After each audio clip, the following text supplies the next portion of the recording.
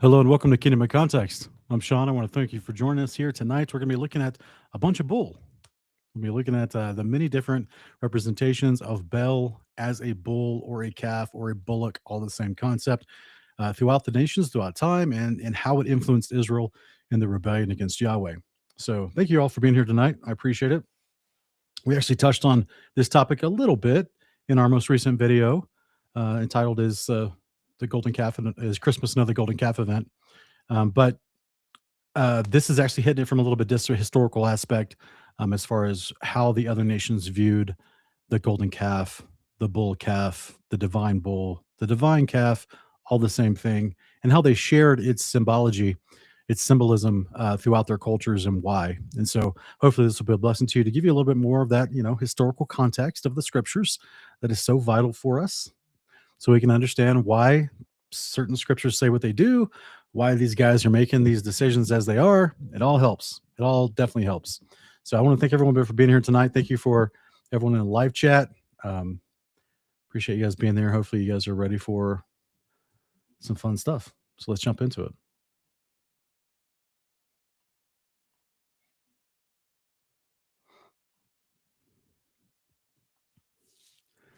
Okay. So here we are. Let's look at right off the bat. Let's just look at the definition for the concept of the calf or the bullock that we see in various places in Scripture. So the Exodus 32 mention is Strong's 5795 in the Hebrew, and it's this word agol, which is a bullock or a calf, and Strong's exhaustive. It describes it as a male calf frisking around, especially one nearly grown, almost a steer, a bullock, or a calf. So sometimes people will try to declare that this is not a bull that was built at the base of Mount Sinai, that it was just a calf, and that there's somehow a distinction or difference. But historically and linguistically, there's no distinction. And so we also see in Leviticus chapter 9, 1 through 4, the same Hebrew word is used for instructions for worship to Yahweh, but it's interchangeably used as a bull, a calf, or an ox. And so here we have in Leviticus 9, 1 through 4, on the eighth day, Moses summoned Aaron and his sons and the elders of Israel. And he said to Aaron, take for yourself a young bull for a sin offering, a ram for a burnt offering, both without blemish, present them before Yahweh. Then they speak to the Israelites and say, take a male goat for a sin offering, a calf and a lamb, both a year old and without blemish for a burnt offering, an ox and a ram. So if I go to this the Berean Standard Translation, you just go to other translations, it'll show you how it's an interchangeable word. Like the KJV, instead of calling it a bull, it calls it a young calf. Instead of a young bull, it calls it a young calf. And instead of an oxen, it refers to it as a bullock, which is these are all just synonyms. And it was synonymous in their understanding back in the day for what this was. So it's a similar word, but especially when it comes to idol worship, they knew the bull and the calf was the same concept, represented the same gods or the same God in various forms, as we're going to explain. Also, like in Hebrews 9, even in the New Testament, compared to the same context that's being spoken of the Old Testament. So Hebrews 9:12, it speaks of he did not enter by the blood of goats and calves, speaking of how Christ doesn't have to do the same thing that the Levitical priests do, because when Christ entered heaven's temple, he didn't have any sin to atone for because he's perfect, he's spotless and blemish, and without sin. And so in his glorified state, he enters into heaven's temple without a sacrifice beforehand. Whereas in Leviticus 16:5, there was the concept of entering, the priest could not enter in the veil without a sacrifice.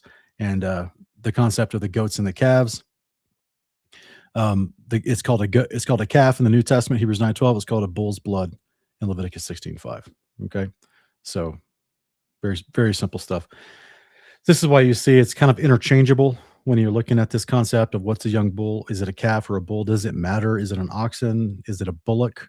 They're all interchangeable words. So Baal was a god worshipped in many ancient Middle Eastern communities, especially among the Canaanites, who apparently considered him a fertility deity, one of the most important gods in the pantheon.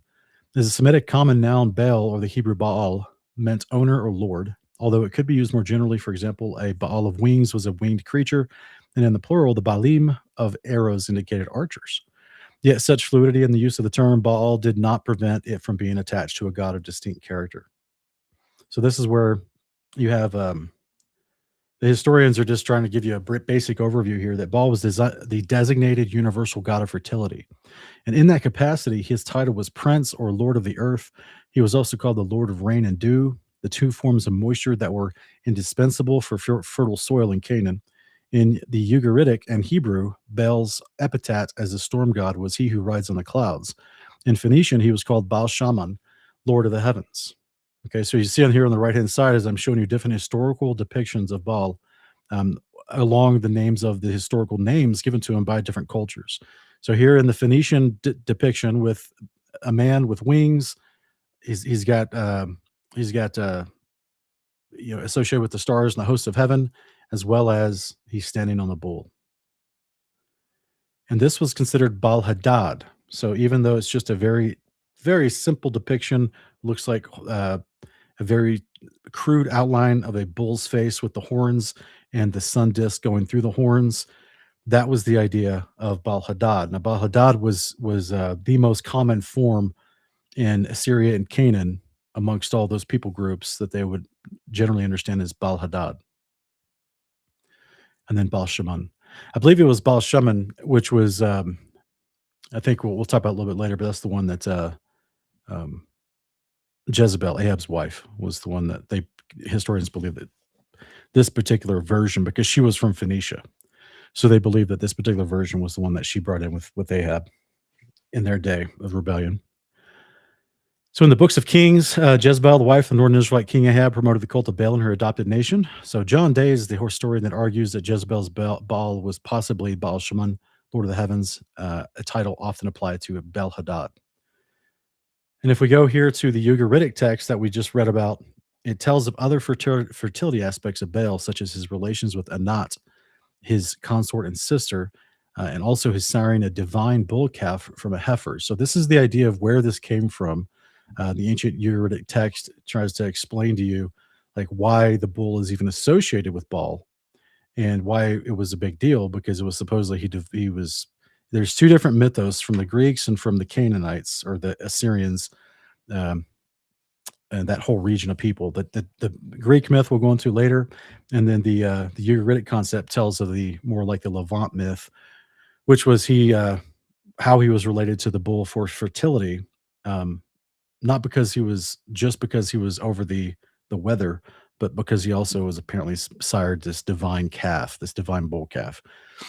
So, and as you see, even in the scholars that bring about English translations to this ancient Ugaritic text, they understand that it was a bull that was worshipped. The myth of Europa is a foundational story in Greek mythology revolving around a Phoenician princess whose beauty captivated Zeus, the king of the Olympian gods. Europa, daughter of King Agenar of Tyre, or in some accounts of Phoenix, was renowned for her exceptional beauty, which drew the attention of Zeus despite his marriage to Hera.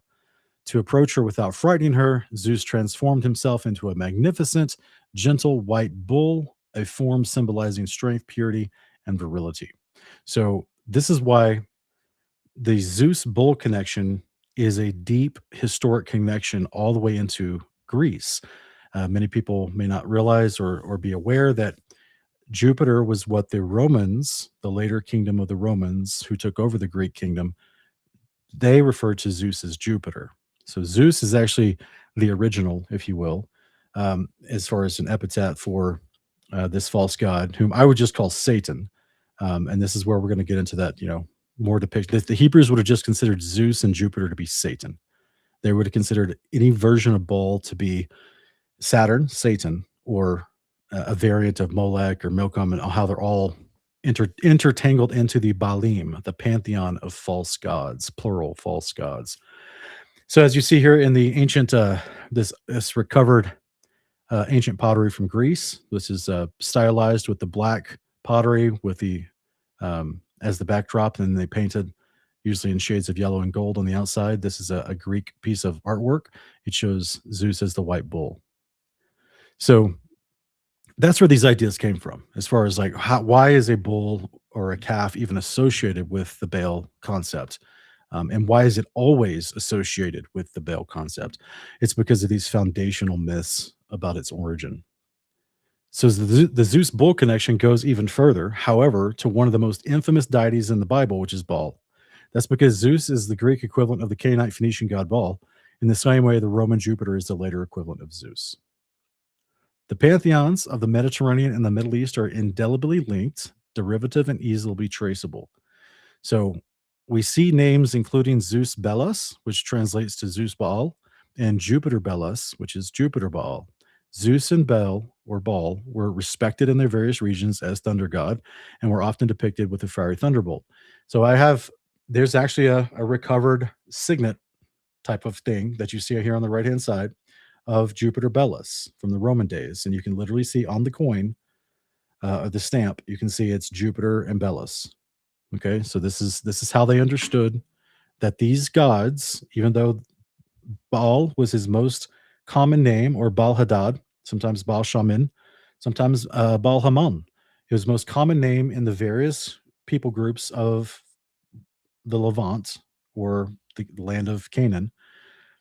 The Greeks, they called him Zeus Baal or Jupiter Baal. The Egyptians, we're going to talk about that in a minute and what they called him. So Hadad is from the Ugaritic, sometimes spelled Hadad or Adad.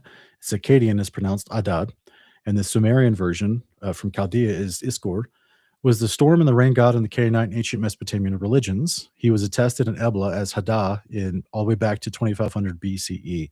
So why am I saying this? Why does it matter that he would go all the way back to 2500 BCE? Because the Israelites coming out of Egypt were stepping into, I mean, this is around the time of, well, you go 2500 BC, that's before the time the Israelites were coming out of Egypt. Okay, so most historians try to trace the Israelites from 1250 to 1400 BCE coming out in the Exodus. So if that means to possibly 1,000 years before that, they're tracing back this, at least modern historians try to trace back even further, the association with the people groups in Sumeria, which is going to be Chaldea, as well as Acadia, right, which is Assyria. And so they're tracing it all the way back. We're talking about, Tower of Babel, right back to the Tower of Babel, like we've talked about in other passages, other shows. So from the Levant, Hadad was introduced to Mesopotamia by the Amorites, where he became known as the Akkadian or the Assyrian Babylonian god Adad. Hadad was also called Ramon or Ramon, which is mentioned in Zechariah 12, by the way, but it's debated on whether it's if there was an actual temple being referenced at the location that Zechariah is mentioning, or if it was just the name of that location, because they haven't found any evidence of an actual temple there. But the point is, this was just another name that was associated with Hadad. Also, is called Pidar or Rapiu, and also Bel Zephon. And many people may start to recognize Bel Zephon. And sometimes he just simply was referred to as Baal, which means Lord. The bull was the symbolic animal of Hadad. He appeared bearded, often holding a club and thunderbolt, and wearing a bull-horned headdress. And you do see that his representation through the Akkadians, the Egyptians, and other people is he's in this horned headdress oftentimes. Hadad was equated with the Greek god Zeus, the Roman god Jupiter, also Jupiter Dolichenes, as well as the Babylonian Bel, like you would see in the book Bel and the Dragon. The worship of Bel was popular in Egypt from the later New Kingdom in about 1400 BCE to its end, 1075 BCE. So that's right smack dab in the middle of before the Exodus of the Israelites coming out of Egypt and after. So through the influence of the Arameans, who borrowed the Babylonian pronunciation Bel, the god ultimately became known as Greek Belos, identifying with Zeus. In Exodus 14, 8 through 9, Yahweh hardened the hearts of Pharaoh, king of Egypt, so that he pursued the Israelites who were marching out defiantly. The Egyptians, all Pharaoh's horses and chariots, horsemen and troop, pursued the Israelites and overtook them as they camped by the sea near Pirahirot, opposite Bel Zephon. Okay, so this is important because what does this mean? Like, we're talking about the actual Exodus 14, the exodus of the Egyptians. The angel of the fire is leading them out. They're coming up to the Red Sea. They camped by it, opposite of Bel Zephon. Now we have a live understanding in real time in modernity, we know where this is. We know where this location is. So the Baal Zephon, this is the place of the crossing of the Red Sea, which we've talked about this in previous videos in the past, some of our Sabbath fellowships and stuff. This this is not just a little trickle of water. This is like like a major what would they call that? Like a it's almost like a sound, right? What you would like in near Seattle area, they call it Puget Sound. It's like a major port area inlet into the area. So when Yahweh is parting the waters of this area opposite Bel-Zephon. Bel-Zephon was one of the largest temples to Zeus, Bel-Zephon, in this ancient world at the time, being a major hub for transport for a lot of ships and everything. So they would come in, do their trade, offer, praise to the god that the false god they served at Bel-Zephon. This area right here. So basically, Yahweh took them to like Los Angeles with the most notoriable god in the region, whom all the different cultures respected. He took them to the port of New York City. Like he took them in everything. Everybody's watching this. The priests at the temple, that the temple's no longer at the top of this mountain, but the priests at the top of this mountain would have been able to look down and see Yahweh parting the waters for the Israelites to move through, and the pillar of fire leading them through or blocking the Egyptian army. Like they would have had an incredible, an incredible moment to witness from their vantage point. Yahweh performing an incredible wonder and sign for the Israelites, bringing them through the Red Sea parted, stopping the army behind them of the Egyptians, and then later bringing the waters down in on the Egyptian army with complete destruction of the Egyptian army. So that's all literally happening in the presence and in the sight of a temple to Zeus, to Satan, to Baal Savam. It's just a beautiful, beautiful story, guys. Like Yahweh's, I jokingly say Yahweh is showing out in this moment. Like you remember, because if you remember the story, he led them this one way and they made them double back, and he wanted to give Pharaoh the idea that they were confused and didn't know where they were going. So Yahweh led them this one way first, and then made them double back over here to the place where they actually crossed, and then parted the sea, right? But not only did that cause Pharaoh to advance because he thought they were in trap or they were confused, but it's also put them right smack dab in the visual sight of an ancient temple to Bel-Zephon.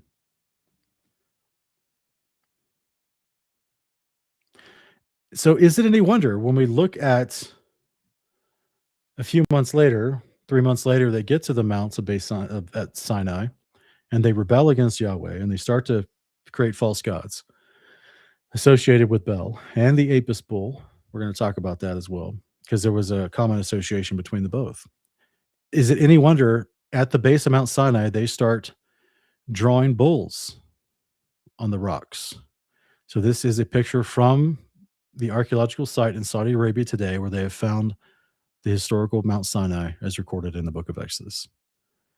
There's the pillars there, there's the altar, there's the split rock, there's the burnt mountain, and this isn't going to be, we've already done an expose on that in other videos, so this isn't going to be an expose on that. I'm just showing you this is one of the pictures that even a tourist can go. You can see the barbed wire fence at the bottom of this photo. So even the average person, if they have the money to go take the tour and go over there, and we've had brothers within our own audience, possibly even watching right now, who's taken this tour. And I hope to have him on in the future so we can go over all his pictures and talk about his experience. But you can, like a tourist, can go up to this fence and take a picture of them drawing the bullock, the bull calf, the bull of Baal, a large bull. This ain't a baby. This is a large bull that they're drawing in representation at the base of Mount Sinai, just drawn on the rocks. Just ancient graffiti. So in the Amherst Papyrus, which is an ancient finding, speaking about some writings of ancient Egypt, the Amherst Papyrus, Bel-Zephon, which is also called Hadad, is identified with the Egyptian god Horus. So may Baal from Zephon bless you. This is in Amherst Papyrus 63, chapter 7, line 3. And then another place it talks about from Zephon, may Horus bless you. And that's in chapter 11, lines 11, 13, and 14. And then in chapter 15, it has a short mention saying Bel from Zephon, Horus. So you're having historical documentation um, from all the cultures expressing that there's a direct correlation with Baal, with all the Amorites, the Akkadians, the Assyrians, the Arameans, the Phoenicians, the Sumerians, the Chaldeans, the Babylonians, the Greeks, the Romans, and now the Egyptians. They all knew who Baal was. This was not a mystery. They all knew what the calf, what the bullock, what the bull represented. It goes on to say, oh, well, I'm sorry. This is actually just from the Wisdom of Solomon, chapter 8, verse 11, where it mentions Baal Hamon. So it's the place where Solomon had a vineyard in Baal Hamon. He leased its tenants for its fruit. Each was to bring 1,000 shekels of silver. So, and this is a historical representation of, someone showing a human or like more of a man form of Baal in a position of a kingship, because they did view him as a king. So this is Baal Hamon, as mentioned, Wisdom of Solomon. I just thought this was interesting because I hardly ever get to speak from the Wisdom of Solomon. But here you go. Here's Baal Hamon. So in Egypt, Baal was identified with Horus and his rival Set. The element of the storm was considered foreign, as Set was a god of strangers and outsiders, and was most likely brought into association by the Hyksos, who arrived in Egypt around the 15th century. Now, this is interesting because, as you see here on the right-hand side of the picture, this is a picture of Set Baal in Egypt. So Set was the like it says here, Horus and Set were rivals within the Egyptian pantheon, but because the Hyksos came in, they didn't know how to. They were outsiders and strangers, and so they gave their association of already worshiping Baal, because they're. I'm going to show you where they're from in just a minute. They gave that association to Set and to Horus, and since they were ruling in Egypt, they got to call the shots. So this is how you get them morphed. Like I've talked about in the past, how Anubis and Hermes, like Hermes was the Greek god of commerce and wisdom.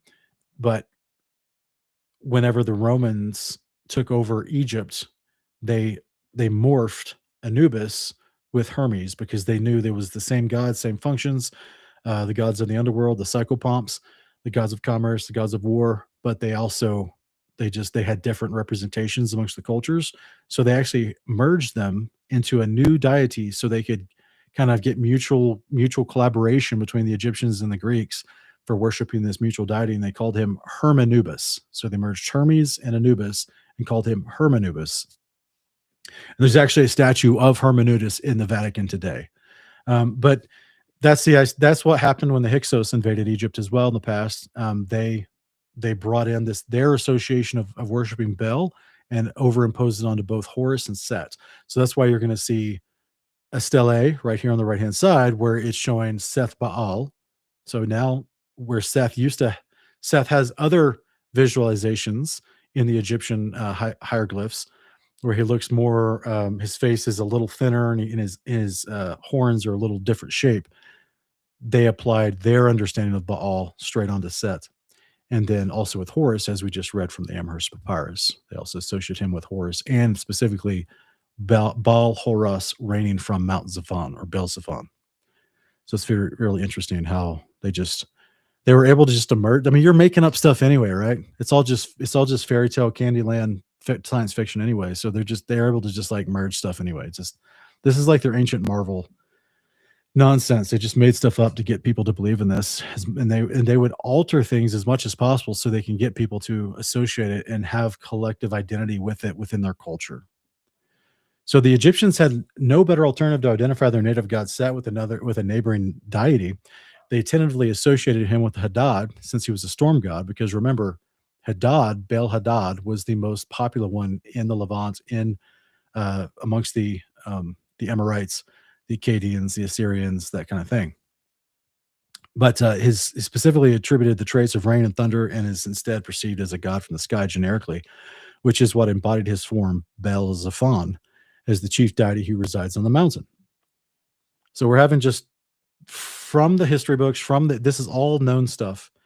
I don't have to make up any of this stuff. This is all easily Researchable, like I read earlier, it's indelible and easily traceable through historians, through the archaeology that's already been performed to this point at 2025.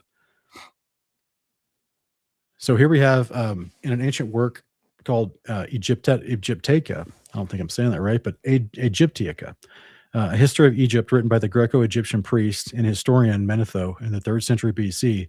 The term Hyksos, which means foreign ruler, is used ethnically to designate people of probably West Semitic Levantine origin. Okay, so this is the idea of where the Hyksos, who were the Hyksos and why did they take over Egypt? And they brought with them the worship of Baal, who was called Baal Hadad, and they just started overimposing him onto other Egyptian gods at that time, like Horus and Set. Hyksos were probably the Canaanite ruler who invaded Egypt in Jubilees 46, as the timeline matches closely. So watch this, guys. In Jubilees 46, 9 through 12, the king of Egypt went forth to war with the king of Canaan in the 47th Jubilee. In the second week, in the second year, the children of Israel brought forth all the bones of the children of Jacob, so except for the bones of Joseph, and they buried them in the field in the double cave in the mountain. Most of them returned to Egypt, but a few of them remained in the mountains of Hebron, and Amram, your father, remained with them. So again, the narrative, the author or the speaker, if you will, is the angel of the Lord telling Moses on Mount Sinai all this information. So that's why he's now speaking about Moses' father, Amram, and explained why Amram stayed in Hebron before they moved in Exodus chapter 1 and 2, before they moved to Goshen. So the king of Canaan was victorious over the king of Egypt, and he closed the gates of Egypt. He devised an evil device against the children of Israel of afflicting them, and he said to the people of Egypt, behold, the people of the children of Israel have increased and multiplied more than we. So this is just the start. It goes on to explain more. They start the oppression of the Israelites and put them into servitude. But this gives you the historical background of why you would even have Joseph, who had favor, but then when it said a new Pharaoh rose who did not know Joseph, that's when the oppression started. This is the Jubilees extra details that explains to you it wasn't just a new Pharaoh that arose. It was actually a foreign invading king from Canaan, from the Levant. So this is why it's speculated this possibly was the people recorded as the Hyksos in the Egyptian, because the timelines match up in the Egyptian account. And they brought with them a type of Baal worship that overimposed to some of the gods of Egypt as well. Okay, so that means in the days of the Exodus, as the children of Israel were coming out of the Exodus, the gods of Egypt that they would have been familiar with have representations of Baal worship.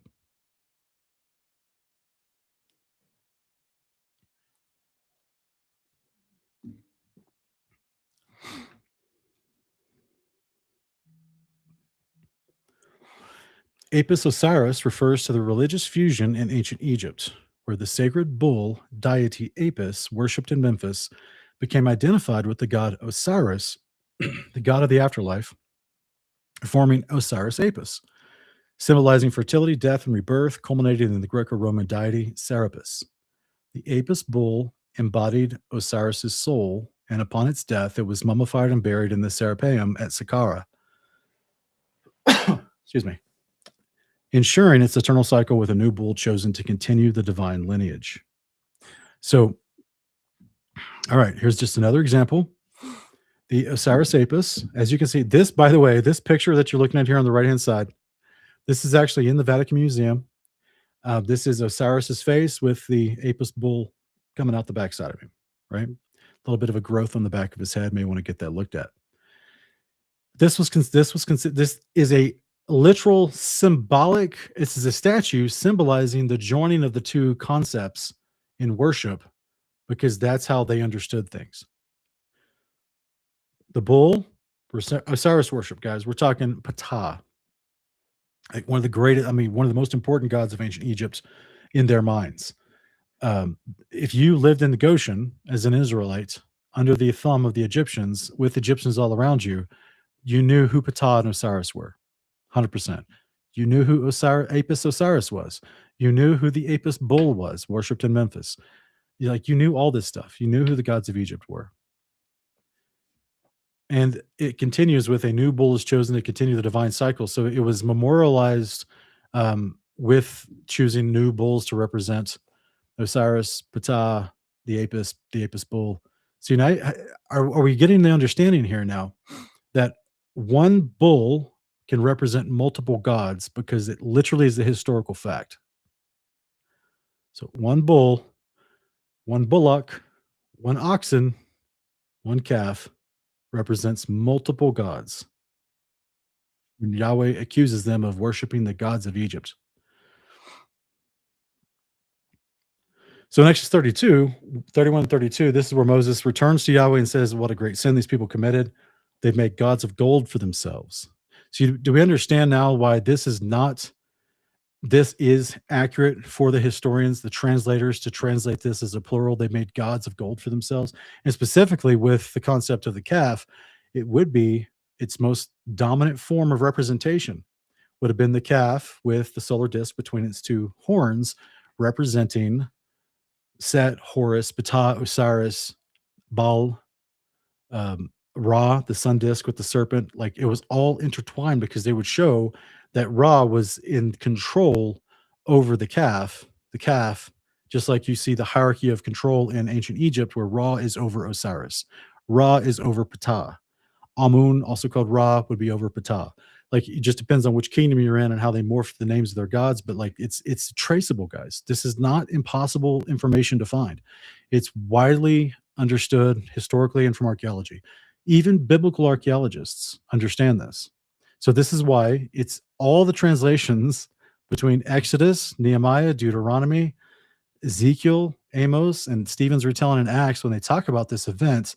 They say the plural. You made gods for themselves. They made gods for themselves. They worshipped Saturn and Molech. They worship multiple gods because the calf represented multiple gods.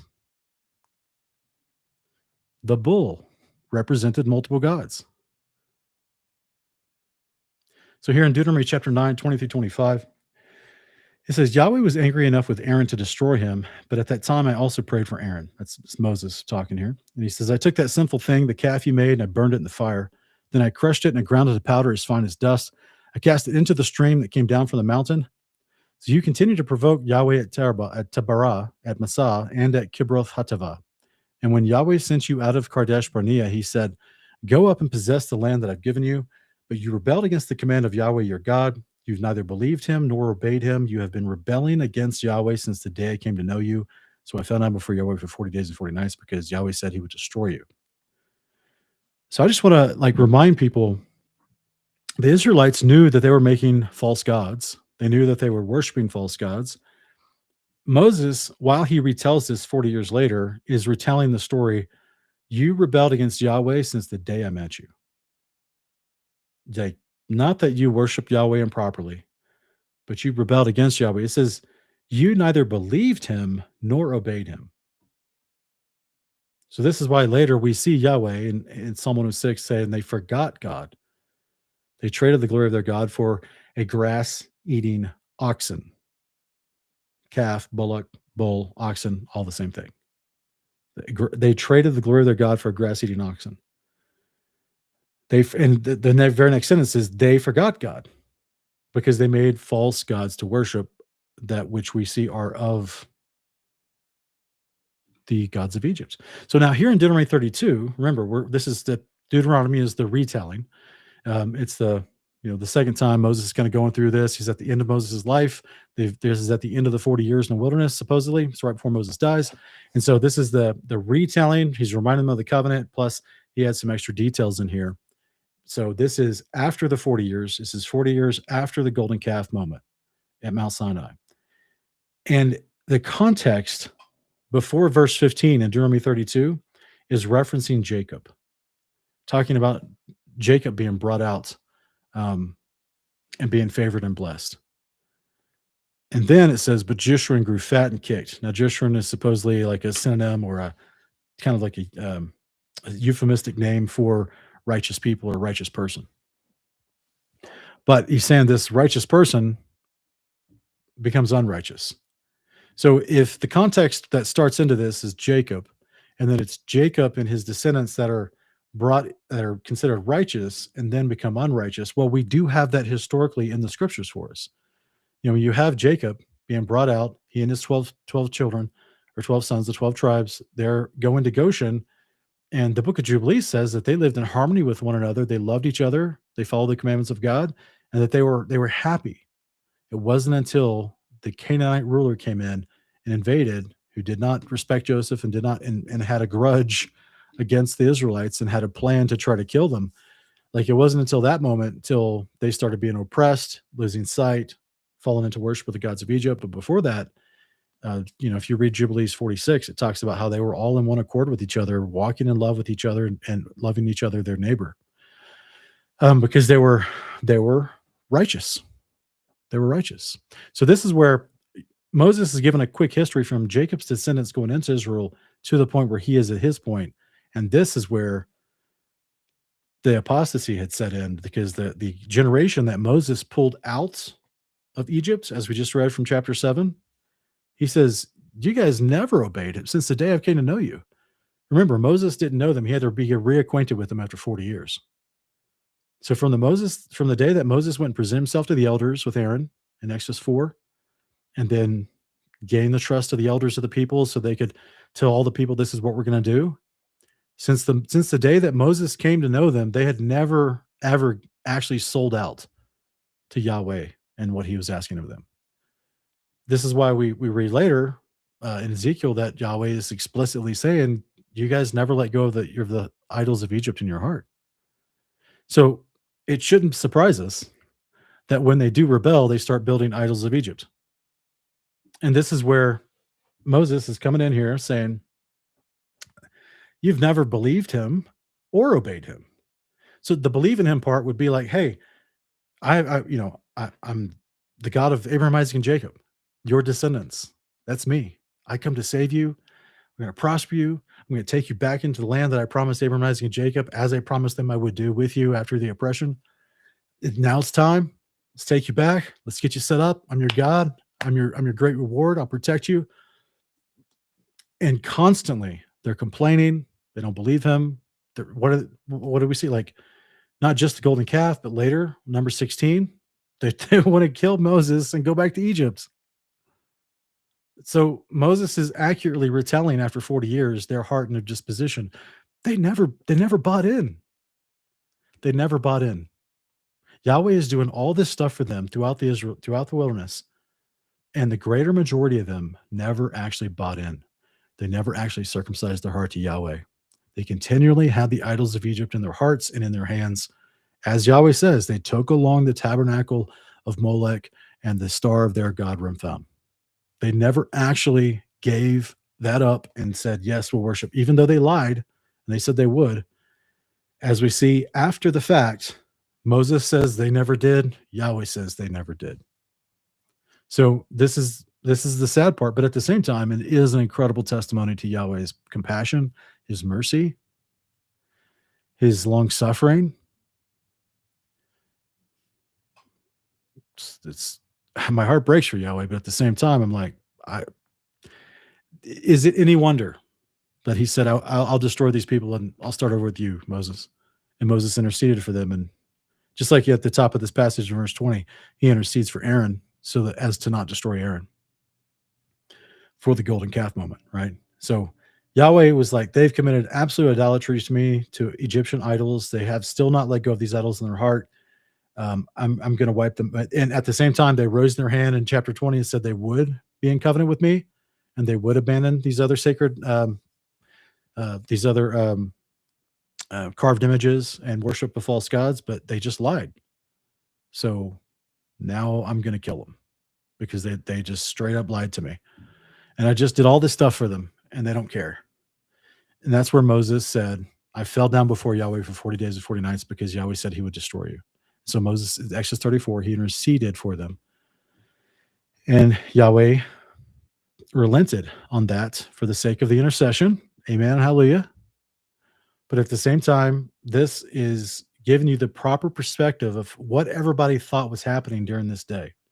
Like that's important to know, the proper perspective. Yahweh and Moses, they did not think the people were just zealous to worship Yahweh, but just didn't have good instruction. They had already been given the instruction, and the instructor, Aaron, was already there with them, who'd already exemplified the instruction on how they should worship Yahweh.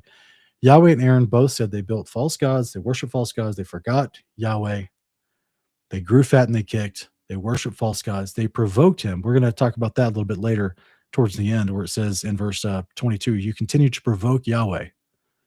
So the provoking is synonymous with idolatry and worship to false gods, turning your back on the covenant, turning your back on Yahweh.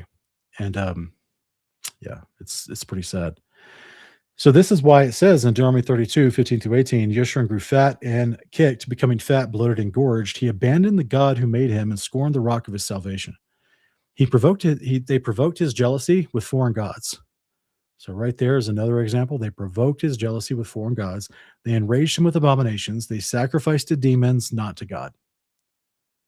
So just to let you, to gods they had not known, to newly arrived gods which your fathers did not fear, you ignored the rock who brought you forth. You forgot the God who gave you birth. So the symbolism of, coming out that birth canal, coming out that Red Sea, right? As 1 Corinthians 10 talks about, they were baptized in the crossing of the Red Sea. So even after he gave birth to them, brought them out of bondage, brought them into freedom, gave them a law of freedom, brought them, symbolically through that birth canal in the Red Sea. They still sacrificed to demons and not to God.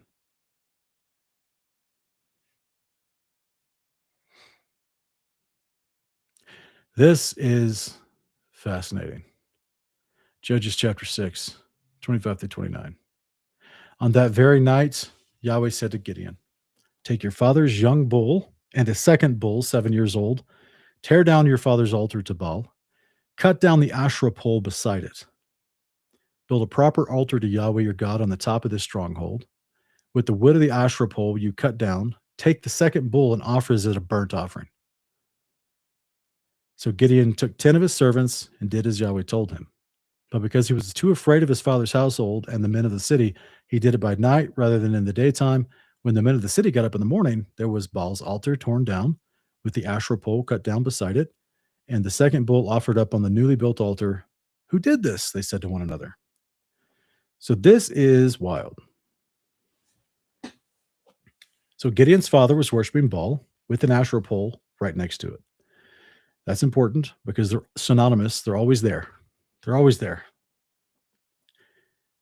And it's a bull.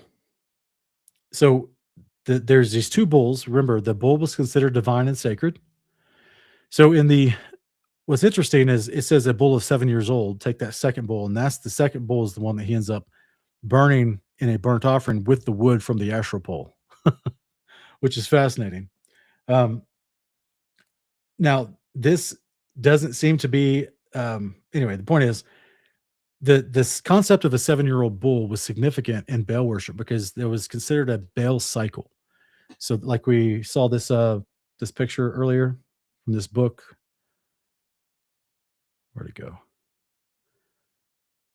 So this book right here, the Uteratic Text, the Baal cycle, it was about a 7-year cycle of fertility. So the idea was that if the bull was right, it was kind of like, Joseph's dream of 7 slender cows and 7 fat cows. So, but this was from an occultic standpoint. This wasn't a vision from Yahweh, but from the occultic standpoint, from false god worship, they viewed Baal and having his own cyclical cycle of fertility with the crops of the land and with the produce and fertility of the land. And so therefore they would believe there would be 7 years of a positive cycle of fertility and then 7 years of drought, or not quite drought, but just lack, 7 years of less positive, right? So this is where here in Judges chapter 6, it's fascinating because you have Gideon taking the father's young bull and then a second bull of 7 years old, which are connected to the temple here. That's why they're being mentioned with the altar to Baal that he's going to tear down, as well as the Asherah pole. So he goes and he does this. He builds an altar to Yahweh on top of the stronghold with the wood of the Asherah pole. He cuts down the Asherah pole, takes that wood that it's built out of. So it's not a tree. It's actually a carved image. And then the second bull, he offers it as a burnt offering. Now, a lot of people Might be thinking to yourself, how in the world, why in the world would Yahweh instruct Gideon to take an Asherah poles, the wood from an Asherah pole, and use it in a burnt offering to him?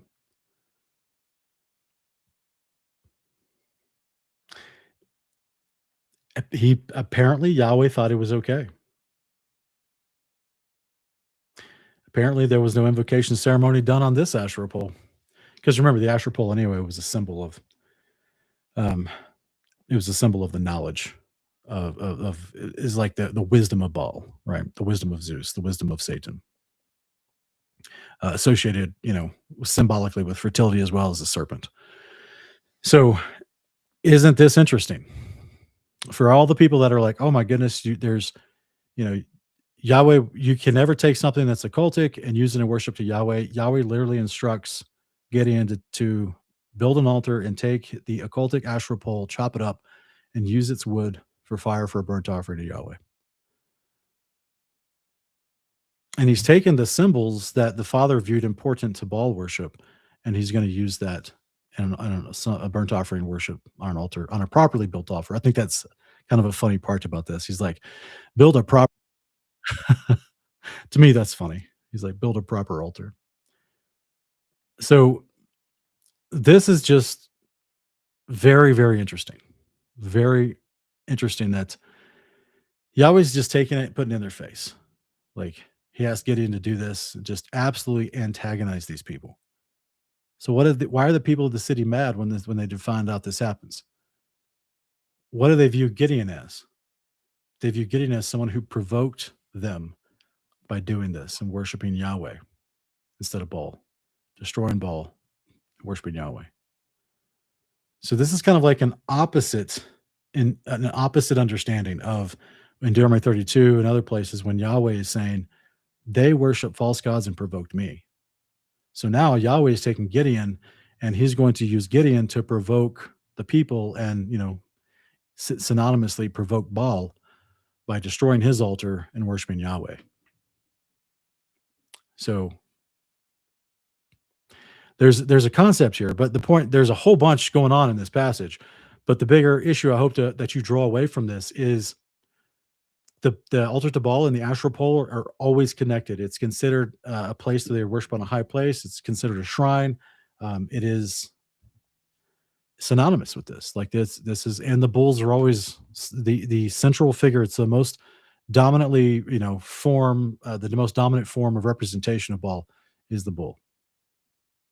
Jeremiah chapter 5, 19, 23 through 24, it says, "And when the people asked, 'For what offense has Yahweh our God done all these things?' You're to tell them that just as you forsaken me and served foreign gods in your land, so you serve foreign gods in a land that's not your own. But these," and then goes in verse 23, it says, "But these people have stubborn and rebellious hearts. They have turned aside and gone away. They have not said in their hearts, 'Let us fear Yahweh our God, who gives us rain, both autumn and spring, and season for who keeps us the appointed weeks of harvest.'" So, in associating with a chastisement from Yahweh to the rebellious Israelites through the prophet Jeremiah, he's chastising them for forsaking him to worship foreign gods. The foreign gods are well known what they are. And when you worship them, you're considered forsaking Yahweh. You're not considered worshiping Yahweh improperly. In the same way, he then goes on to expound and said, they said in their hearts, they did not say in their hearts. They said not, and they have not said in their hearts, "Let us fear Yahweh," because they weren't fearing Yahweh. So when they're serving, they've turned aside, they've gone away, they've served false gods. They have not said, "Let us fear Yahweh our God." Okay? They're not worshiping him. They understand that they're worshiping a false god. And what's the point with Baal worship, with the golden calf worship, with the bullock worship? The gods of Egypt, who are represented by a bull, the ones like Osiris, who's god of the Nile, the god of fertility, god of the Nile. The Nile represented their fertility in ancient Egypt. A god of weather, like Horus or Set, which affects the fertility of the land. You got to have rain. So this is why the storm god, Baal Hadad, was considered to be a fertility god Because if you get proper weather, then you're having good crops. Everyone's happy. So this is why Yahweh's saying they worship false gods because they didn't trust me for the rain for in due season. Because that's a part of his covenant. You worship him, he'll give you rain in due season. So this is like a direct saying, Yahweh saying, I'll give you all these things. And I'll give you statutes that are good for you. You don't have to kill your children.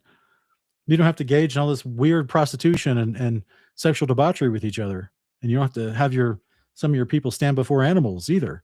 You don't have to do all this weird stuff, self-mutilation and all this nonsense. Yahweh says, serve me. It's all good with me. You'll be happy. You'll be healthy. Everybody's fine. No sickness, no disease. You get rain in due season. Your crops will be abundant. You'll be blessed going in, blessed going out, blessed in the city. And the people said, no, we're going to go worship Baal Hadad. We're going to go worship, Baal Set. We're going to go worship Apis Osiris. We're going to go worship the bull calf because he gives us fertility. He gives us rain in due season. It's a direct thumb in the nose, thumb in the nose, thumb to the face, finger to the nose. I don't know. What's the, they're directly thumbing their nose, turning up their nose and thumbing their finger, thumbing their thumb at Yahweh. They're directly rejecting Yahweh. As he says, they've forsaken him to go serve these foreign gods. The foreign gods are offering the things that he's offering, but yet they can't actually do it. It's a lie. That's why it's called deceptive. Yahweh's the only one that truly can do it. He's the one that controls the wind, the weather, and the waves. He's the one that controls the portals and the firmament that allow in the weather. So this is why you cannot just build an image to something everyone knows, which represents something from Greece to India, from Greece to Egypt to Phoenicia to Tyre to Aramea to Syria, Assyria, Sumeria, Babylon. Like you cannot build something that everybody knows. The Amorites, the Canaanites, everybody knows what this is. They all have their own version of it. They all know what it is. The Canaanite God took it to Egypt. Like you cannot build that and then just be like, oh yeah, we're having a good time, worshiping Yahweh. And then you would have theological issues because you're wondering, why is Yahweh trying to kill these people now? Why is Yahweh saying that they forsook him, that they forgot about him, that they did not worship him, but instead that they worshiped a false god? Because that's exactly what they were doing. It's exactly what they were doing. In Hosea chapter 4, 12 through 14, it says, my people consult their wooden idols, their divining rods inform them, for a spirit of prostitution leads them astray, and they've played the harlot against their God. They sacrifice on the mountaintops and burn offerings on the hills, under the oak, the poplar, the terebinth, because their shade's pleasant. And so your daughters turn to prostitution, and your daughters-in-law to adultery. I will not punish your daughters when they prostitute themselves, nor your daughters-in-law when they commit adultery, for the men themselves go off with prostitutes and offer sacrifices with shrine prostitutes. So a people without understanding will come to ruin. Now, just in case you're confused, he's saying, I'm going to let it run its course. I'm not going to punish them right now because I want it to run its course so they will come to ruin. Because there are people without understanding. I'm going to let them have what they want. They'll be destroyed by it. And hopefully they'll come to rock bottom, get some understanding and repent, turn to Yahweh. But that's what he's saying with Hosea is like, I will not, just like he told to Hosea to let his rebellious wife go until she finally came to her understanding and came back. That's what he's doing with the people of Israel, worshiping these false gods, which includes sexual debauchery through concepts of prostitution at the shrines, male and female prostitution. It's synonymous. Deuteronomy 23, verse 17, and this is in the Septuagint specifically. I don't know why this was left out of the Masoretic. Doesn't seem good that they left this out of the Masoretic. It says, there shall not be a harlot of the daughters of Israel. There shall not be a fornicator of the sons of Israel. There shall not be an idolatress of the daughters of Israel. And there shall not be an initiated person of the sons of Israel. Now, just the very first sentence is all that's in the Masoretic. This is, there shall not be a harlot of the daughters of Israel. And that's all it says in verse 17. But if you go to the Septuagint, you see all of it here. Now, from what we just read from Hosea, where it's explaining about those, worshiping false gods at the groves and the shrines, the high places, included male and female prostitution and sexual debauchery. So this is what it's saying right here to the women: you can't be involved in this stuff. To the men, you can't be involved in this stuff. And there should not be an idolatress. That's going to be something like a temple prostitute. That's um, not just playing the harlot, as far as like you see, being referenced from Judah, referencing Tamar in Genesis 38, I believe, where she played the harlot. Um, Not because it wasn't her long-standing, like, okay, so in that story, she was pregnant. It was discovered that she was pregnant, but they knew that Tamar lived with them. Tamar wasn't actually away from their house, living somewhere else as a temple prostitute to one of these shrines. So she went and acted like a temple prostitute, which was there full time to service the men, and that's what Judah turned into. And she tricked Judah into to turning into her tent, so to speak. But that was a common thing amongst these temples. Outside the temples, along the roads, they would have the prostitutes for these gods and goddesses available for male and female prostitution. And so it was a part of their worship to these gods, sexual debauchery. And this is where that Judah's mention of her playing the harlot is referenced. That's the kind of concept of they understood that many of the in these pagan cultures and the cultures outside of Israel where they worship these false gods, this was the norm. But yet with Tamar, they thought she just did it secretly because clearly she lived with them full time. So, this wasn't, she must have been out there away from Bethsua and Judah's knowledge. That's why they called her playing the harlot, not that she was a full-time temple prostitute like other girls were and like other males were. So this is the idea of why it's talking about the short term, can't play the harlot, and for men, can't fornicate with the harlot, can't be a whoremonger, can't visit the harlot. And then long term, can't be an idolatress, and for the men, don't be initiated into the cult worships. And that goes into a whole nother teaching about them jumping the threshing hole and the threshing floor and all that. It's a longer study. The point is, this is talking about them being initiated and part of the rituals for false god worship. Okay. 1 Kings 11, 7 through 8. It says, at that time, on the hill east of Jerusalem, Solomon built a high place for Shamash, the abomination of Moab, and for Molech, also called Milcom, and Baal, the abomination of the Ammonites. He did the same for all his foreign wives who burned incense as sacrifice to their gods. So another, just giving you an example here of how Baal is mentioned by various names throughout. They all understood what it was. They all knew what it was. It's just mentioned as various names throughout the different tribes and people groups throughout the land. 1 Kings 14, 23 through 24, it says, they also built for themselves high places, sacred pillars, and Asherah poles on every high hill and under every green tree. So on the high hills and under the green tree, sometimes it'll be translated as groves, they built high places, sacred pillars, and Asherah poles.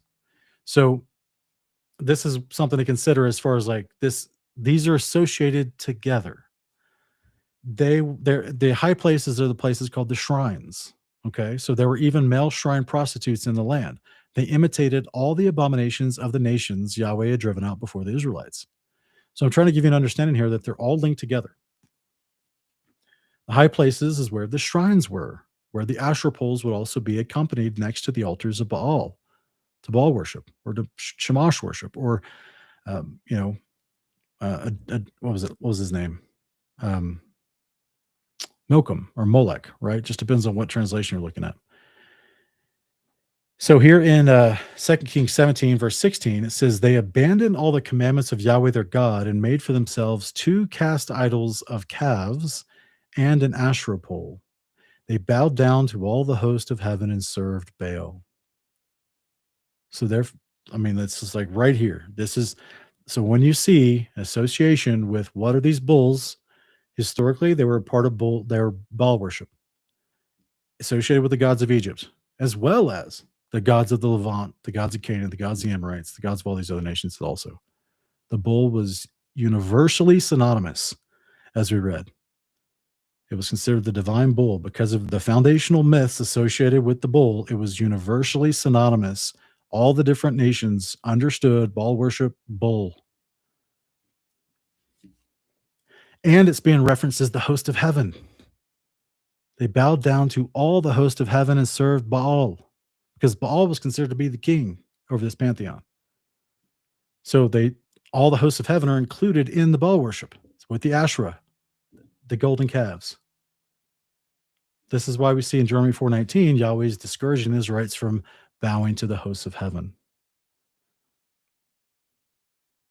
In 2 Kings 23, 5-7, it says, Josiah also did away with the idolatrous priests ordained by the kings of Judah to burn incense on the high places of the cities of Judah and in the places all around Jerusalem.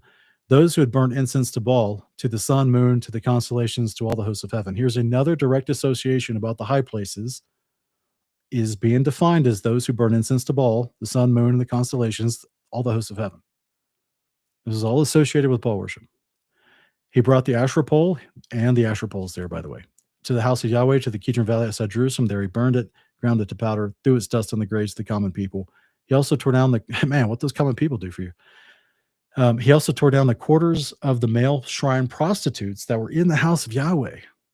That's rough. Where the women had woven tapestries for Asherah. That's rough. So this is, of course, Josiah, the great reform, going through, clearing out all the idol worship throughout the land. Sadly, his son takes over and doesn't keep up that same energy, but Josiah's doing a great thing, getting it all out, and it's being intimately linked. Worshiping the hosts of heaven is Baal worship. Baal is Asherah. Asherah is fertility goddess. Baal's a fertility goddess. Baal is represented as a bull, a calf, an ox, and a bullock. It's all synonymous stuff. And they brought them, they're called the idols of Egypt because the idols of Egypt, they were worshiping Baal in Egypt.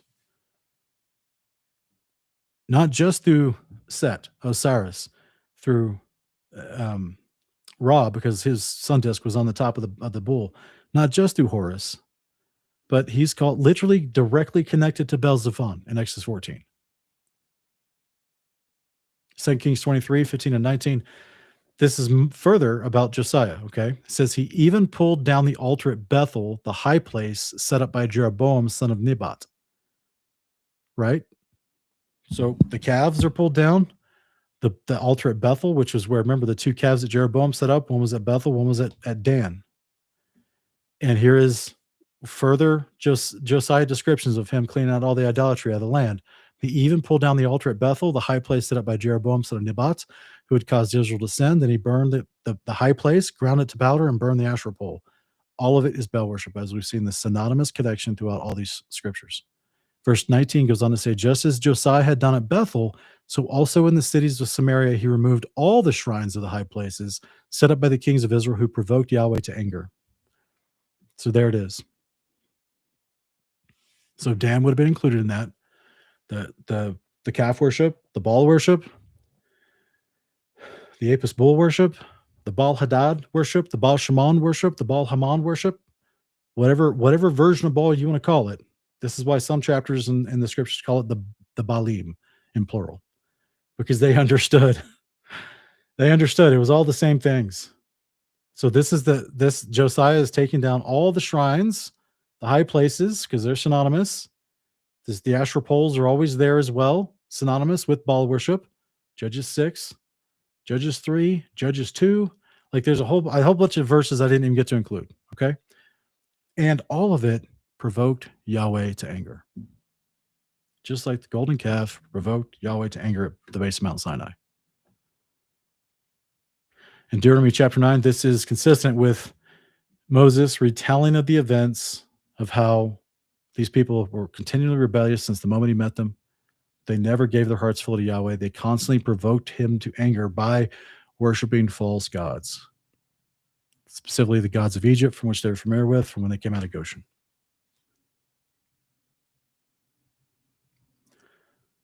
I want to say thank you to some of the folks I saw. A couple super chats came through, as well as thank you so much for Miss Yolanda. Thank you for the gifted memberships. So guys, if you received a gifted membership, I don't have control over that. It just gets dispersed automatically by YouTube. If you received one of those, you can access for the next 30 days over 100 plus hours. Like you can go through our whole basic course if you've never listened to it, where we go over all the context themes of the Bible with great specificity, concluding with the second coming of Christ, the day of the Lord, and all the wonderful events that happen there. But you have access to all those to listen to all those for free with this for the next 30 days in this membership. And I want to say thank you to Anita. Thank you for the super chat. I appreciate this channel so much knowledge. Thank you. I appreciate that. Thank you for the super chat. And also, I think there was another one up here. Oh, no way but Yahweh. Thank you so much for the generous super chat as well.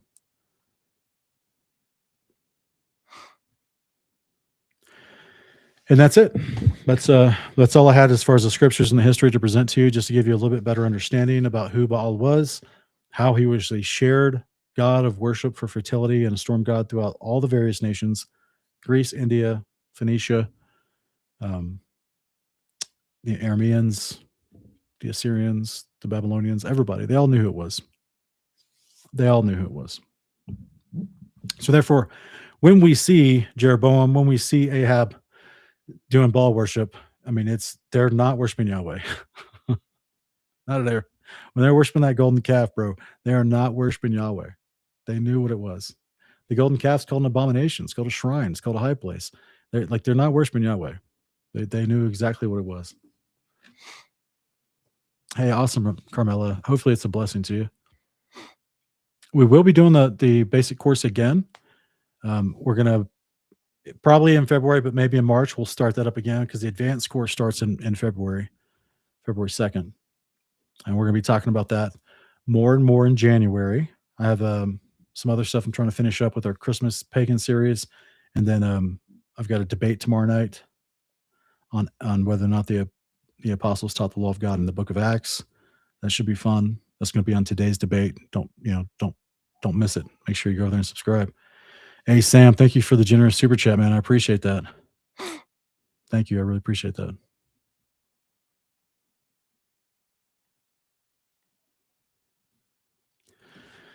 But we will talk about our advanced course a little bit more and make sure that you know when it starts, all the details. We made a post on our community page on YouTube a little while back, but we'll be making more. We'll be doing more specialized videos for you to rewatch and make sure that you understand what we'll be covering, the times, the dates, and the topics, and all that kind of stuff for the advanced course. And then we're going to do the basic course again as well. So I think that'll be a lot of fun for anyone that wants to take the basic course this time around. So it should be a really fun spring. Yeah, doing a bunch of Bible stuff.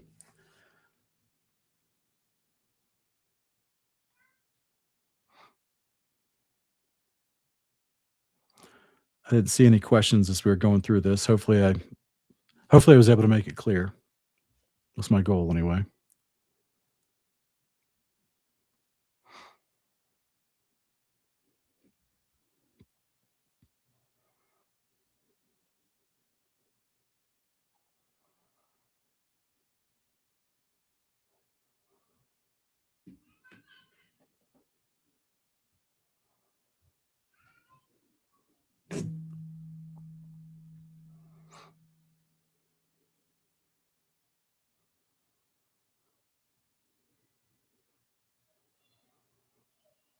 We'll give it a few more minutes here if you guys have any questions. We give it about 10 more minutes to answer any questions you may have. Otherwise, we could just call it an early night. Still got to prepare some of my notes for the debate tomorrow.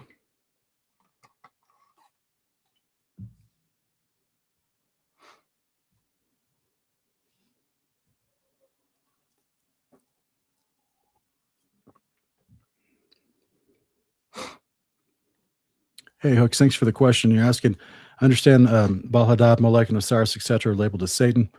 Were any of the fallen 200 watchers, class angels, labeled to any of the subordinate false gods like Anubis, Hermes? To my understanding, that would be, it depends on like how deep you go into the Greek and Egyptian pantheons, because remember, you may not have seen this video, but we talked a little bit about, there's a book from the 18th century BC that is validated by Egyptology and archaeologists. It's called the Book of the Heavenly Cow, and it talks about Ra, the father head patron god of Egypt, which the Hebrews would have just considered Zeus. But it talks about how Ra was made from celestials from basically above newts, from above the firmament, and that he surpassed the people that made him, uh, because obviously it's just him glorifying himself so he can get the worship of the people. It's false god narrative stuff. But it's interesting because it actually mentions Ra is not the source or the origination. Now, many times they personified stuff like Nut, or Tiamat. They would personify concepts of the primordial chaos or the primordial waters from which the gods were birthed. Right. So um, that's you know again, that's not technically the companions mentioned in First Enoch of Azazel. But they I don't really see, long story short, I don't really see a lot of mentions in the earliest Greek and Egyptian pantheons, and even the hierarchies above them, of like Rhea and all that, supposedly the father gods of Zeus and things like that, and what they're personifications of actually. It's usually that they're just personifications of like Kronos being father of time, like a god of time. It's a personification of a concept and not exactly another sentient personhood of a god to make someone like Zeus. And so um, unless there are a few of them trying to be subtly referenced with some of the other companions of Zeus in his hierarchical family tree, so to speak, um, if they are intended to do that, I don't think it's accurately been recorded to us through history. So what I mean by is like, if that's what they're trying to say with some of these other gods that are lesser known and lesser talked about in these pantheons that are supposedly in the same family tree line with Zeus, they're never emphasized. They're not called the patron head gods or the king of the gods, and they're given a lot less importance. And if they were supposed to reflect or symbolize the fallen angels before the flood who are now locked in Tartarus, um, they did a poor job at communicating that throughout history. So if they ever thought that at one point in the past, most people don't think that today when they study Greek and Egyptian mythology and the pantheon structure of gods. So hopefully that's a decent answer for you, brother.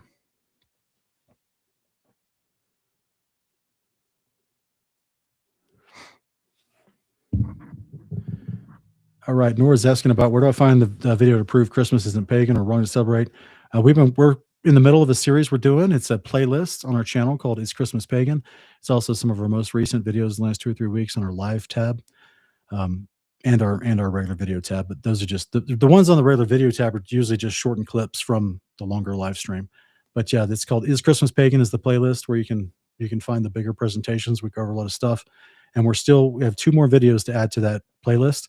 The next video, which is going to be January 6th, is going to be the historical roots of Christmas in the early church. That talks about all the citations and the historical understandings from primary sources, and and of course their reasoning to why they started worshiping the Advent, why they started celebrating. Is probably a better word because worship is loosely used, but it doesn't communicate the right thing, confuses people. But why they started celebrating Christ's first coming, which they called the Advent. So that's ongoing, if you will. Check out the Is a Christmas Pagan playlist. Carmela's asking, why didn't y'all punish Aaron more for his part in the calf? Yes, just Moses' prayer. Yeah, well, hey, remember, just Moses' prayer saved the entire group of rebellious in Exodus 34, all the people that he wanted to kill. Remember, he said, let me wipe them all out and just start with you. And Moses was like, please don't. Please, this will not look good for you. Please don't. Now, I kind of think that Yahweh already knew he wasn't going to do that, but there's people that would like to debate. They like to debate the idea that God was going to truly go through with it had Moses not interceded for them, and a case can be made for that because they're committing idolatry, and the death penalty, Deuteronomy 7, is idolatry, is death. So the case can be made for that, but it also is an example of how powerful an intercessor can be. So this is why it's so amazing that we have Christ who's likened unto Moses, but except he's way better than Moses, and he is now our intercessor on our behalf, staying off the wrath of God for our sin. This is why we have to appeal to him for our salvation. We have to believe in the one that the Father sent in Christ Jesus, who is our high priest and mediator on his behalf, because he is the one that is atoning for our sins as a mediator intercessor between us and the Father. 1 Timothy 2:5. This is why it's so important how powerful the intercessor is that the Father's put in his system and how needed it is. Why we need Christ in the position that he's in. Why Yahweh announced, I'm going to send my Messiah to be in that position, because that's how powerful the position of the mediator is. So thankfully, we have the perfect mediator.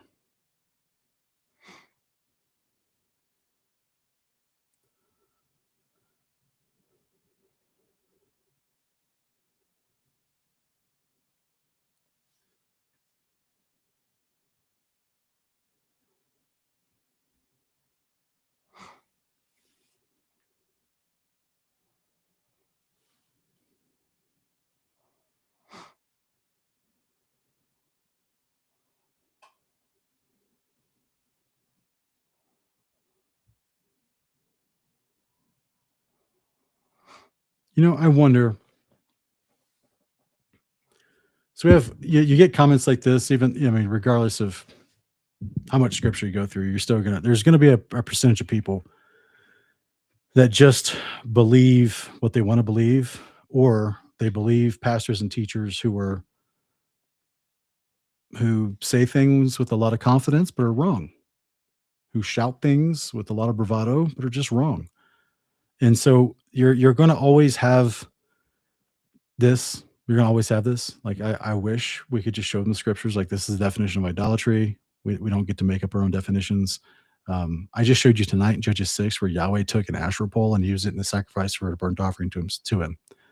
Like, but yet you're worried about putting a Christmas tree in your house as some form of worship, but that's not even anywhere near the definition of worship. Like I just showed you a verse tonight that showed like literal worship of the same substance being used for an Asherah pole. The wood from that was chopped up and used for the wood as a burnt offering in a burnt offering to Yahweh. Yahweh didn't have any problem with that, but you're going above and beyond Yahweh's own boundary lines to say, oh, because some person at some culture somewhere did something weird with the tree, you can't decorate your house with a tree. Like that's called false association. It's called superstition. And you're not basing your sound judgment or your reasoning off of scripture and what scripture defines as idolatry. You're basing it up on your own definition of idolatry. And it causes the false accusation of idolatry towards people that are not committing idolatry. You're condemning the innocent. So we pray that people will just take their time with it, read the scriptures, may God will soften their heart over time, open their eyes to believe his words and what he described as idolatry and not what somebody in the 18th century described as idolatry. Because there were people in the 18th century, like in I think it was Delaware, Massachusetts, they outlawed Christmas, not because of Saturnalia. Saturnalia was outlawed anyway because of the debauchery involved in that, but they outlawed Christmas because people were using it as an excuse to party. They weren't observing it for the sake of the first advent of Christ, like Christians had done for centuries before. So this is the part of the statement like this that's, we pray that these statements would start to diminish because we're presenting the scriptures that removes the foundation for the false accusation. But then if we're going to have to just go into the history, this claim, like this particular claim, is not nuanced, is not looking at the details. It's just broad stroked of, oh, it was outlawed. It was outlawed where, when, and why? Because then it was made a state holiday afterwards. And in that same state that it was outlawed. Why was it outlawed first? Why was it celebrated before it was outlawed? And it wasn't because of celebrating Christ or because of Christmas trees. It was because people were using it for drunkenness and debauchery. So that's people not honoring Christ with it. And the Puritans in that area were like, hey, let's give them less of an occasion to act like heathens. There's lots of laws. I mean, we still have laws today about public drunkenness. Like it's called DUIs, public drunkenness. We have laws today in the most secular states in the country still have laws about public drunkenness. And so this is what enacted this stuff back in the 1800s anyway, in just a couple of the states, not all of them. And again, the very concept that someone can say, um, someone can say that they want to celebrate Christ's first coming and decorate their house and give gifts to each other and have a meal. And very oftentimes, for a lot of the families I knew growing up around, in my family in particular, they would, we'd read scripture at some point, or go to a church service to read scripture about Christ's first coming and God giving his son as a gift to the world. So it wasn't focused on debauchery. It wasn't focused on drunkenness or anything else. It was focused on the point, the reason for Christ's first coming. And very often, uh, there, not very often, but the whole point of people doing that to celebrate Christ is nothing to do with Saturnalia. If you actually research Saturnalia and what they were doing, is nothing to do with Saturnalia. Like, it's just, these are just poor conflations. These are what's called association fallacies. And with Saturnalia, there's no actual association. It's just a bad. It's actually called a guilt by association fallacy. Not even that, because I mean, there's no what would be considered a guilt by association fallacy simply for the aspect of, oh, uh, this people worshiping Saturnalia for the week long festival of Saturnalia may have decorated their home to do so. So therefore, anyone who decorates their home anywhere close to that time of year is suddenly a pagan, a heathen, in rebellion to God, and doing idolatry. That's just not logical. That's not scriptural. That's, you can't, like, if that's the case, then you got a whole bunch of other problems throughout the year that you're going to be running into with ancient pagan festivals that take place during other times of the year that you're trying to do something to God. So like, it's just bad logic. It's bad history. It's scare tactics. It's not scripturally sound.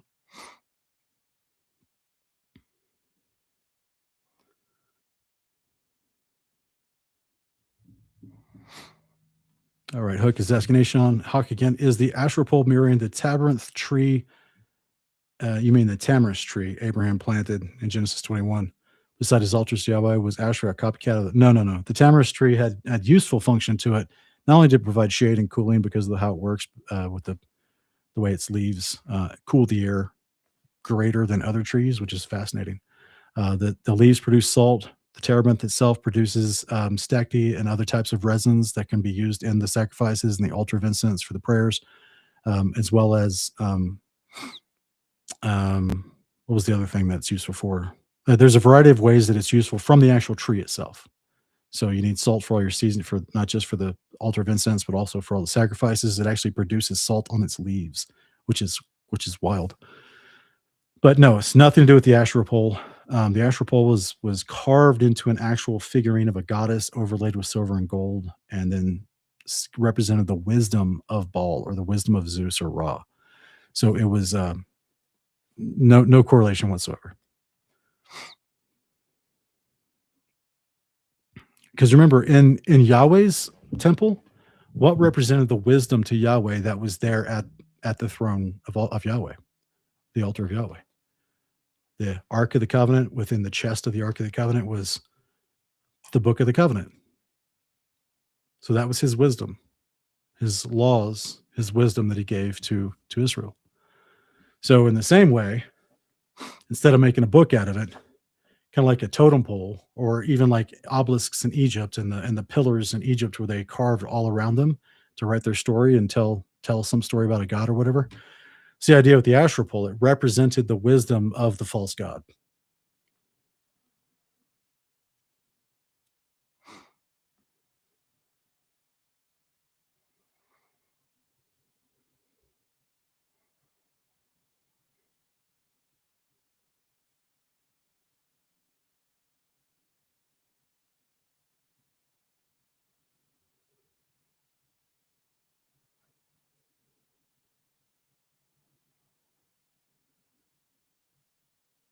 Man, I tell you what, I really, I'm guessing a lot of people have just had gross experiences. I mean, that's to be. I mean, we know how bad churches can teach at times. So, I mean, I'm not putting it past the fact that a church can do things wrong during the celebration of Christmas, and definitely take the focus off of the reason why the historical celebration is there to begin with. Um, but I specifically never grew up in churches that had Santas come in or made it all about gifts. I mean, they always focused on Christ. I mean, it was literally like the banner in the backdrop at like every church that and I went to different churches, not just the same church all my life. It was always the reason for the season, it was Jesus. It was never about indulgence of excess consumerism. It was never about Santa or mythos of flying magical elves and reindeer. It was never about any of that stuff. Like they realized, the people in those churches had already realized, wait, this isn't connected to the historical celebration of Christ's work coming. So let's get it back to being about Jesus and make sure our focus explicitly within the church setting, make sure our focus is on, you know, expounding upon the story of Christ, of God sending his son, the Christ, for our salvation. So that's what my experience was throughout all my life, church pertaining to Christmas. But it sounds like some of you guys went to some very liberal churches. And yeah, I know they're out there.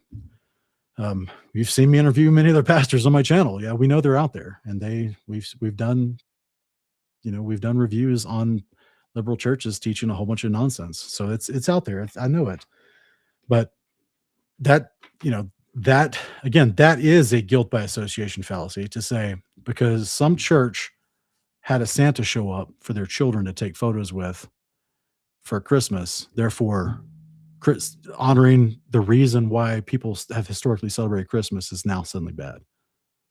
That's that is a logical fallacy. Like, no, you call out the bad actors, and you and if you choose to honor the historical celebration, which we don't tell people they have to, we don't tell people that you should. We're just telling people it's not sin, it's not idolatry, it's not your worship. You're literally celebrating the Son of God. You're not doing idolatry. Like that's just the most antithetical definition to idolatry that you could ever come up with. It's literally Satan has tricked people to say, "Oh, I want to celebrate Christ," and Satan has tricked people to say, to think in their brain to celebrate the Son of God is idolatry. Like it's insanity to me. It's absolute insanity to me. All right, guys, I don't see a lot of other questions coming in. Tara is asking, does knowing who the Canaanites, Hanites, and Hebrews today matter for prophecy? No, it's going to happen regardless. It's going to happen regardless. When Apollyon shows up in Revelation 13, 7 through 10, and he goes out and he attacks all the nations, peoples, tribes, tongues, and languages of the earth, and it ain't going to matter who you're from, where you come from, who your daddy was, you're going to have to deal with Apollyon's forces trying to come after you, persecute you. So, no, it does not matter. It definitely doesn't. Hey, thank you guys for being here. I appreciate it. Hopefully, it's informative for you. If you liked what we're doing, if you want to consider supporting us, links are in the video description below. If you want to get ready for our basic and advanced classes, our Patreon is the best way to do that. And that's also the link in the video description below. And then we just appreciate everybody that supports us, and we appreciate it. It helps us keep going and do videos like this and present the courses that we're doing as well as many other things. So thank you so much. Appreciate you guys. Y'all have a blessed day. We'll see you next time.